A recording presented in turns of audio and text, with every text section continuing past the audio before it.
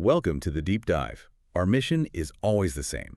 Take a stack of expert sources, distill the essential insights, and get you thoroughly informed fast. Today, we are focusing on a piece of critical infrastructure that really determines whether you live comfortably or, well, miserably. Your HVAC system. Exactly, your heating, ventilation, and air conditioning.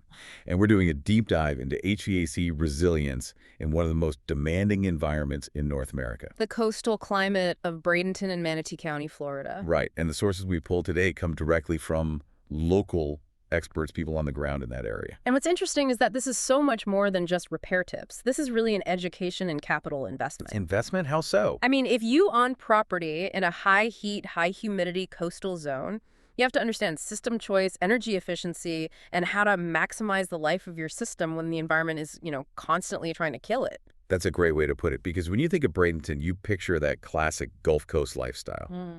The river walk, maybe a boat trip out to Anna Maria Island. Sunshine. Warm breezes. It sounds ideal. It is. But for you to actually retreat into an indoor oasis when that Florida sun is beating down, your system has to withstand a constant systemic attack. It has to be specialized. It really does. Okay, so let's unpack this. If we just step back, what's the fundamental baseline challenge that Florida presents? It's often described as a kind of dual tax on the system. That's a perfect way to put it. The first tax is just the sheer volume of heat. Right. But the second, and I would argue more insidious tax, is the pervasive humidity. An AC unit isn't just a cooling machine, it's a dehumidifier. You're doing two jobs at once. Two jobs. And in Florida, it has to spend an enormous amount of energy managing what's called latent heat. That's the moisture in the air before it can even begin to tackle the sensible heat. Which is the actual temperature you feel on the thermostat.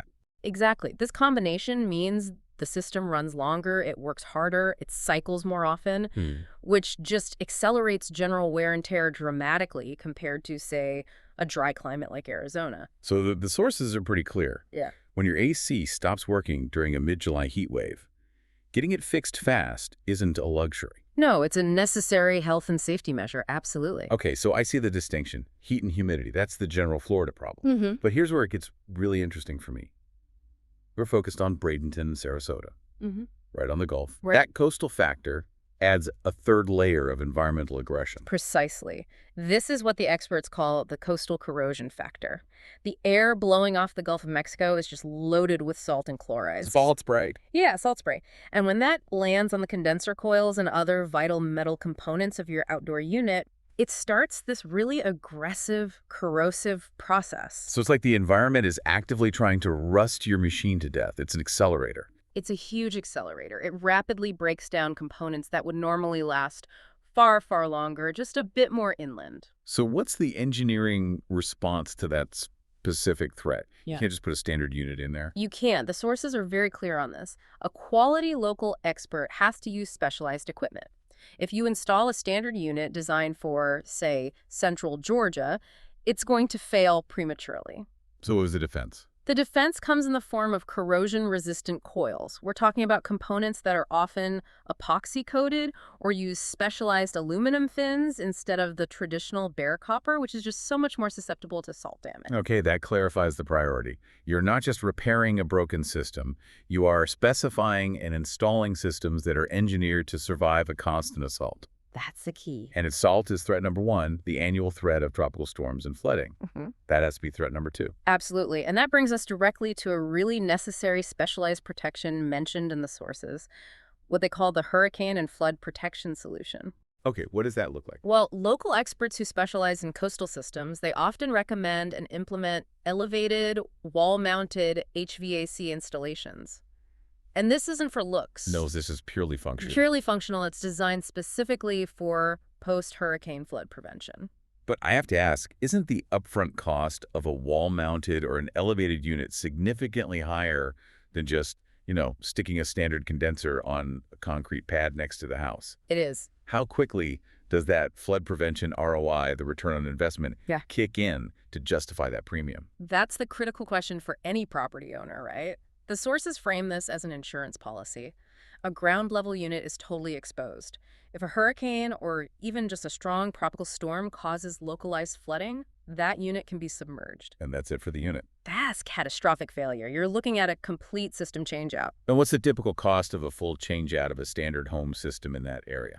Ballpark. You are easily looking at $12,000 to $20,000. It's a huge expense. Wow. So if that failure happens just once during the 10 to 15-year life of the unit due to preventable flood damage, well, the elevated installation immediately pays for itself. Right. It prevents that sudden, massive, unexpected bill. And maybe more importantly, it prevents the system from failing exactly when you need it most, right after a storm has passed and the temperatures just soar. That completely shifts the conversation. It's not just an upgrade anymore. It's necessary risk mitigation against a predictable environmental disaster. That's it. So if protection and placement are step one, step two has to be choosing the right equipment in the first place, focusing on long-term efficiency. The experts service both new construction and existing homes, requiring what they call changeouts. What does that term changeout really entail? When the local providers talk about a changeout, they mean a full replacement of the system, not just fixing a single part. Yep. This is typically for older units, say 10, 12, maybe 15 years old, that are really struggling or have just completely failed. And why is that usually framed as an investment?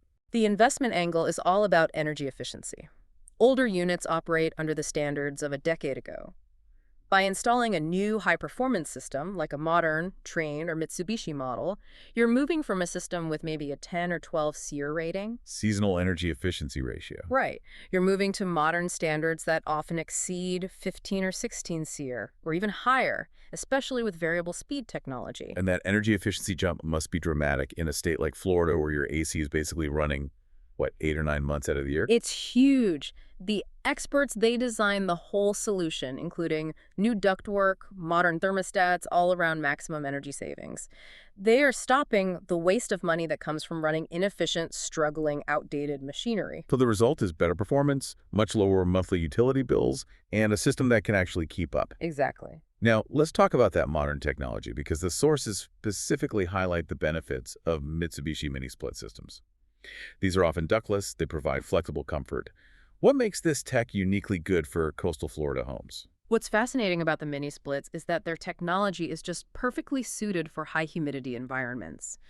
Many of these units use what's called inverter technology. Inverter technology. So what does that do? It allows the compressor to operate at variable speeds. So unlike a traditional AC that just slams on and then slams off. Full blast or nothing. Right, full blast or nothing. An inverter system can modulate its speed. This means it can run consistently at a lower level for a longer period of time. And why is that better? That extended low-speed operation is incredibly effective at wringing moisture out of the air. It's far better than a standard unit that's just cycling on and off. So the system is quieter, it saves energy, and it's a superior dehumidifier, which you just said is the primary challenge in Bradenton. That's exactly right. And they solve specific architectural challenges, too. They're perfect for targeted spaces like a newly enclosed garage, a home addition, or, that one room that's always hotter or cooler than the rest of the house. So you get zoned heating and cooling. Zoned heating and cooling without having to run a bunch of complex new ductwork back to the main system. That means personalized comfort, and you're saving energy by only cooling the spaces you're actually using. Yeah. That seems like a huge benefit. Yeah. But they are smaller and more complex. Does the maintenance change? It does. While they offer superb performance, the sources really emphasize they are not set-it-and-forget-it units. Okay. They absolutely require regular maintenance. That includes specialized cleaning of the filters and inner components, checking refrigerant, inspecting the coils, just like a traditional system. And if you skip that? If you skip maintenance on a mini split, you can get fungal growth or a significant loss in efficiency very, very quickly. Okay, so we've established the environment is harsh. The correct equipment needs specialized features like elevation and corrosion resistance. But all that investment depends on consistent proactive care. It does. Prevention is the long game. The expert guidance stresses that preventive maintenance and precision tune-ups are non-negotiable. And that's more than just changing a filter, I assume. Oh, much more. It's a full diagnostic check. This proactive service covers cleaning the outdoor coils, checking refrigerant levels to ensure efficiency, calibrating the thermostat. And for coastal environments, I'm guessing washing the salt off. Critically, it involves specialized washing of the outdoor unit to remove those corrosive salt deposits before they can cause permanent damage. That consistency is the absolute key to maximizing the lifespan and avoiding those catastrophic breakdowns. And that proactive step, it gives you peace of mind, which is huge when a system failure isn't just an inconvenience. It's a genuine crisis. And that brings us to the critical need for emergency services. The reality of Florida life, especially in peak summer, is that when a system breaks, comfort cannot wait. It really can't. So the sources are focused on the necessity of fast, dependable HVAC repair services, including genuine 24-hour emergency support. So we're talking about technicians available day or night, rain or shine, to handle a sudden failure. Yes. The experts need to be ready to diagnose complex issues quickly: a failed compressor, a refrigerant leak, an electrical fault, and execute a lasting solution. And they service a wide area, Bradenton, Sarasota, Lakewood Ranch, all the way to St. Petersburg. You need to know that help is just one call away. And finally, the logistics. Because these are significant capital decisions, often unexpected ones. What's offered to help homeowners manage the financial burden of all this? That's a critical point the local providers make: the availability of flexible financing options. Okay. Since installing a new system or facing an emergency repair involves a pretty substantial investment, they offer tailored financing plans. This makes sure that essential comfort and system protection actually remain affordable and accessible. This has been incredibly insightful. Let's run through our rapid recap of the 3 major takeaways for you, the learner, synthesized straight from the local expert guidance. First, the unique coastal Florida climate demands specialized coastal care. This means engineers have to fight that dual threat of intense humidity and salt corrosion. Which necessitates those corrosion-resistant materials and specialized cleaning to keep the system viable. Second, when you're investing in new technology, look for features that are optimized for humidity control. Modern solutions like those Mitsubishi mini splits with inverter technology.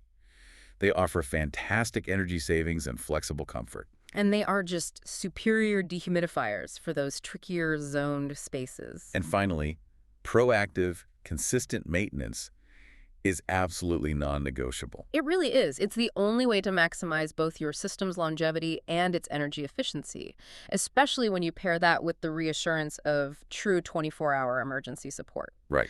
So if we connect all this knowledge back to the bigger picture, it raises a really important question. It sort of summarizes the long-term thinking you need in this environment. We've established that the salt air and high humidity are constantly attacking your system and that the area sees heavy storms. So here's what you should mull over. Beyond just the immediate flood prevention, how much hidden long-term value are you getting from that initial investment in specialized corrosion-resistant components and elevated installations? In terms of what? Reduced maintenance costs. Reduced maintenance costs, fewer insurance claims, just less hassle over the system's entire 10 to 15-year lifespan. It's a total cost of ownership in a hostile environment versus the lower immediate purchase price of a standard system. That's the real calculation.